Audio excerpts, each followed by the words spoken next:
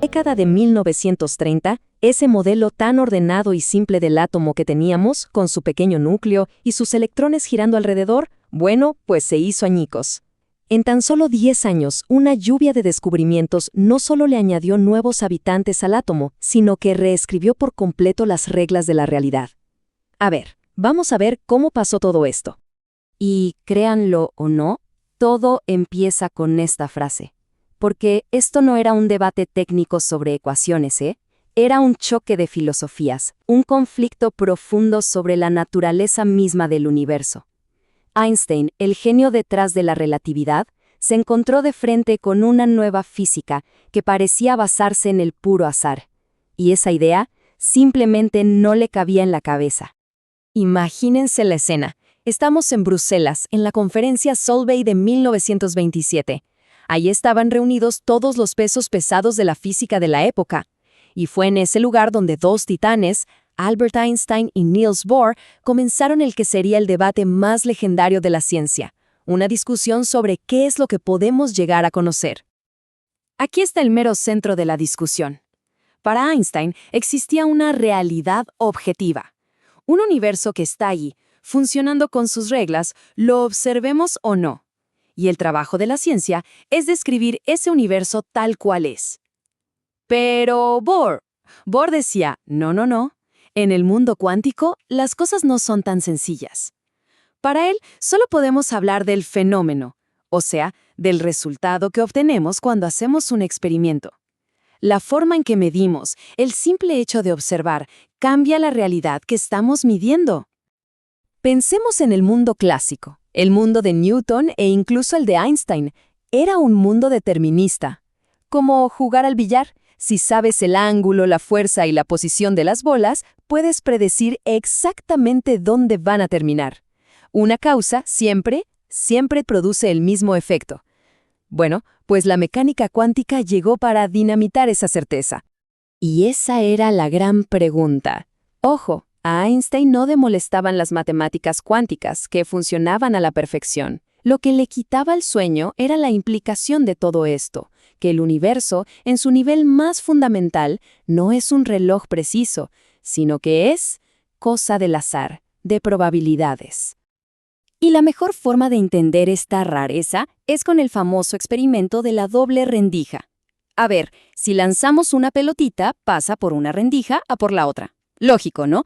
Pero un electrón, es otra cosa. Hasta que no lo mides para ver por dónde pasó, el electrón no elige. Actúa como una onda y de alguna forma pasa por las dos rendijas a la vez. Es una locura. Lo único que podemos hacer es calcular la probabilidad de dónde va a aparecer. Para Einstein esto era inaceptable. Para Bohr era, simplemente, cómo funciona el universo. Al final del día, la visión de Bohr fue la que ganó la partida. Su idea de complementariedad era algo así. En el mundo cuántico, a veces tienes que elegir. Como con una moneda. Puedes ver la cara o la cruz, pero no las dos al mismo tiempo. La física siguió adelante, aceptando que esta incertidumbre no era un error nuestro, sino una característica real del universo. Einstein nunca se convenció del todo, pero la física ya estaba en camino hacia su siguiente gran misterio. Bueno, dejemos por un momento los debates filosóficos y vayamos a un problema mucho más práctico. Mientras los gigantes discutían sobre la realidad, el modelo del átomo que todos usaban tenía unos agujeros enormes. Nadie entendía de qué estaba hecho el núcleo, y mucho menos por qué no explotaba. Este era el modelo que tenían en los años 20. Se pensaba que en el núcleo había protones con carga positiva y también electrones con carga negativa, para que las cuentas cuadraran. Pero esto creaba dos problemas gigantes. Primero, los protones deberían repelerse y salir volando. Y segundo, para muchos elementos, los números de la masa y la carga simplemente no daban. Algo faltaba. Y entonces, ¡pum! En 1932 llegó la pieza que faltaba en el rompecabezas. En Cambridge, un físico llamado James Chadwick, siguiendo pistas de otros experimentos, encontró la evidencia de una partícula sin carga eléctrica, pero con una masa muy parecida a la del protón. La llamó el neutrón. El neutrón lo cambió todo. De repente, el modelo era mucho más limpio. un núcleo hecho de protones y neutrones. Ahora sí cuadraban las cuentas de la masa y la carga. Pero como siempre pasa en la ciencia, ¿no? Resuelves un misterio y aparece otro. La radiación beta está hecha de electrones.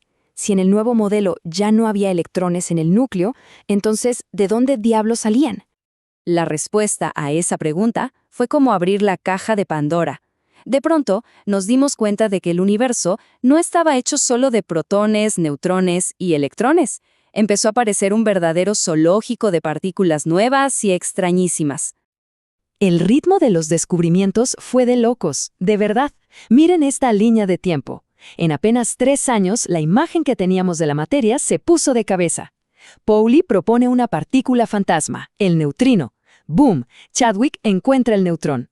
Casi al mismo tiempo, Anderson descubre la antimateria. Y para rematar, llega Fermi y lo une todo en una teoría completamente nueva. Lo del positrón fue una sorpresa total. Nadie lo estaba buscando. Imagínense a Carl Anderson, estudiando esos misteriosos rayos cósmicos que vienen del espacio. Y de repente, en sus fotografías, ve la trayectoria de algo que parece un electrón, pero que se curva para el lado contrario. Era un electrón con carga positiva, la primera partícula de antimateria jamás observada. Y este descubrimiento fue la prueba viviente de la famosa ecuación de Einstein, E igual a mc². Hasta entonces, era una idea increíble en un papel, pero de repente lo estaban viendo en el laboratorio. Energía pura, como un rayo gamma, podía desaparecer y en su lugar, ¡puf!, aparecían 2 partículas, materia y antimateria. Las partículas se podían crear y aniquilar. Con todas estas nuevas piezas, el gran Enrico Fermi por fin resolvió el misterio de la radiación beta. Y su teoría fue tan radical que al principio no se la querían publicar. Decía que el electrón no estaba escondido en el núcleo, sino que se creaba en ese mismo instante. Un neutrón se transformaba en un protón y en el proceso escupía un electrón y esa partícula fantasma que había propuesto Pauli, el neutrino. Era una forma totalmente nueva de ver la materia. Y claro, todo esto nos llevó a otra conclusión inevitable. Las fuerzas que conocíamos, la gravedad y el electromagnetismo, no eran suficientes para explicar el átomo. Para que el núcleo no explotara por la repulsión de los protones, tenía que haber un pegamento increíblemente poderoso, la fuerza nuclear fuerte. Y para explicar el decaimiento beta, teorizaron otra, la fuerza débil. El universo se acababa de volver muchísimo más complejo. Ok, hagamos un recuento. A finales de la década, los físicos tenían un nuevo modelo del átomo, un zoológico de partículas nuevas, 2 fuerzas desconocidas y, lo más importante, una nueva y poderosa herramienta, el neutrón. Y con ella se embarcaron en el experimento que definiría la década y el siglo. Es que el neutrón era el proyectil perfecto. Como no tiene carga eléctrica, podía entrar en el núcleo atómico sin que lo repelieran. Así que, en Berlín, un equipo de genios con Lise Meitner, Otto Hahn y Fritz Strassmann empezó a hacer justamente eso, dispararle neutrones al elemento más pesado que se conocía, el uranio. Y lo que esperaban encontrar era, en teoría, bastante lógico. Pensaban, bueno, el núcleo de uranio se va a tragar el neutrón, se volverá más pesado y se transformará en un elemento nuevo, uno transuránico, algo nunca antes visto. Pero los resultados que obtenían no tenían ningún sentido. Eran confusos, rarísimos. Y fue Lise Meitner, quien para ese entonces había tenido que huir de la Alemania nazi, la que, revisando los datos, se dio cuenta de la increíble verdad. El núcleo no se había vuelto más pesado, se había roto, se había fisionado. Y la prueba irrefutable, el dato que lo confirmaba todo, era este número, el 56. En vez de encontrar un elemento superpesado con un número atómico por encima de 92, los análisis químicos encontraban bario, el elemento número 56. No había duda alguna, el enorme núcleo de uranio se había partido casi por la mitad. Era algo que nadie creía posible. Hay una frase de Ernest Rutherford que resume esta década a la perfección. El descubrimiento de la fisión no fue obra de una sola persona en un momento de inspiración. Fue la culminación de todo lo que vino antes. Del debate sobre la probabilidad, del descubrimiento del neutrón, del estudio de la antimateria, cada pieza del rompecabezas llevó a este momento que, literalmente, cambiaría el mundo.